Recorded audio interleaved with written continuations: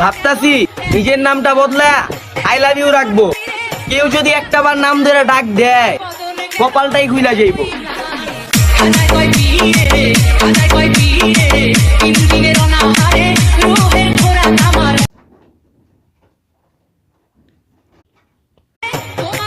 ভাবতাছি নিজের নামটা বদলা আই লাভ ইউ রাখবো।